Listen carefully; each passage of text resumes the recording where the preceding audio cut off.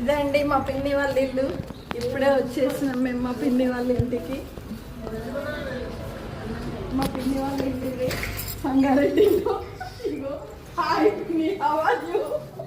మా బాబాయ్ ఫేవరెట్ ఇగో మా బాబాయ్ కూరగాయలు. హలో హలో హలో హలో రూతున్నాడు మా బాబాయ్.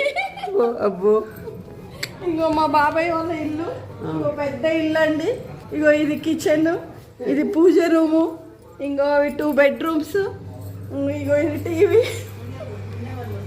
ఇగో మా పిన్ని ఏంటి విశేషాలు అని అడుగుతుంది మా పిన్ని. బంగారం రేటు పెరిగిపోయింది చాలా, ఎలా కొందాము బుజ్జి అని అడుగుతుంది మా పిన్ని.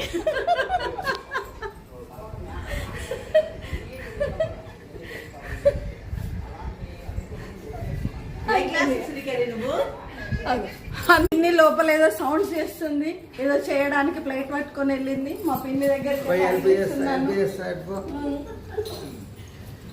జమ్మక్క ఏం చేస్తున్నావు? ఉల్లిపాయ పకోడీ. ఏమేమి వేసావు అందులో? కారం, జీలకర్ర. ఇంతసేపు మా బాబాయ్ కోసిన ఆనియన్స్ ఇందుకేనండి. మా పిన్నికి ఎప్పుడు మా బాబాయ్ అలా హెల్ప్ చేస్తూనే ఉంటాడు. ఇంతసేపు మా బాబాయ్ ఎప్పుడు నాకు చిన్నప్పటి నుంచి చేసి పెట్టి ఆయన ఫేవరెట్ ఉప్మా చేస్తున్నాడు అనుకున్నా అండి. కానీ బతికిపోయినాను, ఎలానో పకోడీ చేయిస్తున్నాడు మా బాబాయ్ మా పిన్నితోని. అంటే మేము సేఫ్ జోన్ లో ఉన్నాం అన్నట్టు విధంగా. ఇగో మా పిన్ని ఎలానో వెళ్తుంది, హ్యాపీగా చూడండి. మా పిన్ని అండి ఈ మన్సాన్పల్లిలో టీచర్ గా వర్క్ చేస్తుందండి. రోజు మన్సాన్పల్లి అప్ అండ్ డౌన్ చేస్తుంది మా పిన్ని. నేనేమో నా ట్రైన్ జర్నీలు, నేను వరంగల్ అప్ అండ్ డౌన్. నా కష్టాలు ఇవే అండి, పీత కష్టాలు పీతే అనేలాగా అండి. ఇదే కష్టాలు నాకు. పొద్దున్న అయితే సికింద్రాబాద్ స్టేషన్ ట్రైన్, రాత్రి అయితే స్టేషన్ ట్రైన్ అండి. ఇదే నా పరిస్థితి అండి, మీకు చెప్పలేని పరిస్థితి నా పరిస్థితి. పకోడీ రెడీ అయినట్టున్నదండి, స్మెల్ వస్తుంది. లోపలికి వెళ్దాం.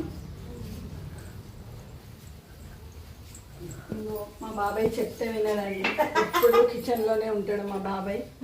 మా పిన్ని మా తాతలు వచ్చిండు అనే రెసిపీ చేయాలి ఏదోటి. మా పిన్ని గారు చేసిన పకోడీ ఎలా ఉంది ఏమైంది అని చెక్ చేసుకోవడానికి వచ్చిండు మా బాబాయ్.